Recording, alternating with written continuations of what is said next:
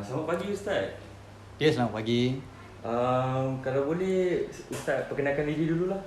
Baik, saya Khairul Zikri Muhammad Zakaria, berasal daripada Selangor, duduk di Subang.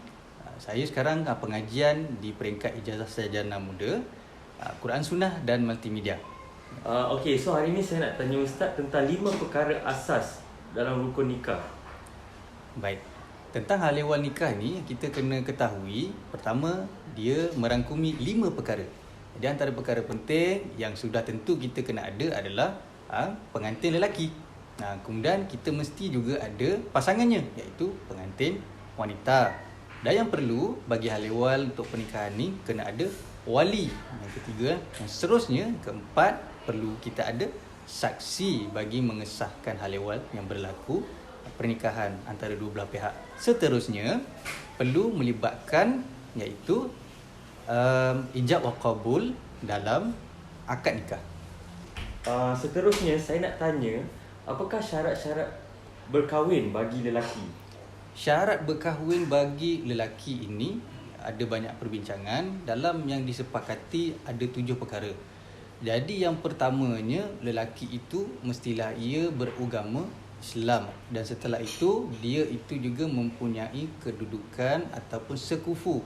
Yang ketiga, yang ketiga ini mestilah dia tidak berkahwin 4.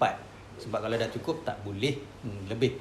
Seterusnya, dia mestilah tidak ada halangan ataupun untuk mengahwini wanita tersebut dari sudut hukum syarak, iaitu nasab ataupun perkara-perkara hal ehwal tentang keturunan. Jadi yang diharamkan menurut syarak tidak boleh. Seterusnya, dia itu mestilah mempunyai sifat-sifat yang baik dan tidak melanggar hukum syarak, dan juga tidak berada dalam keadaan ihram dan umrah. Dan seterusnya, sah kelakian. Ini syarat baru, perlu disemak semula sah kelakiannya.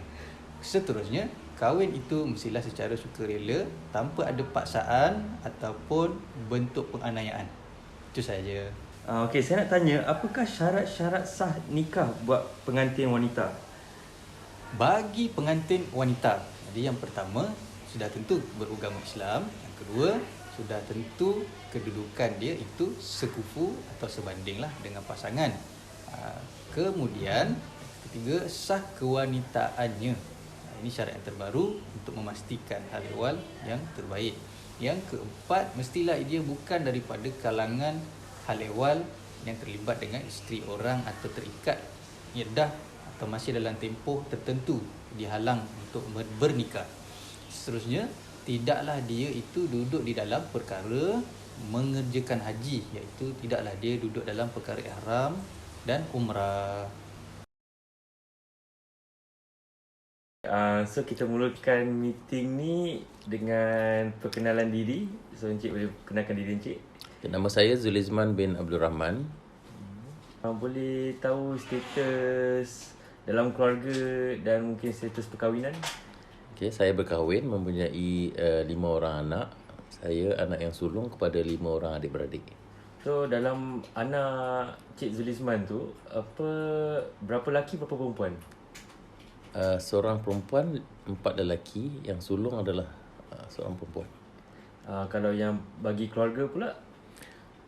Saya yang sulung. Anak kedua selepas saya, adik saya yang kedua adalah lelaki. Yang ketiga selepas itu semuanya perempuan. Pernahkah Encik Zulizman menjadi wali kepada sesiapa? Pernah kepada adik perempuan bongsu saya. Atas sebab apakah Encik Zulizman menjadi wali kepada adik bongsu? Kerana ayah saya telah meninggal waktu itu. Mengikut status Encik Zulizman dalam keluarga, kepada siapakah lagi Encik Zulizman harus menjadi wali? Adik-beradik ataupun anak-anak? Kepada anak perempuan saya. Kalau adik-beradik pula? Sekiranya adik perempuan saya berkahwin lagi.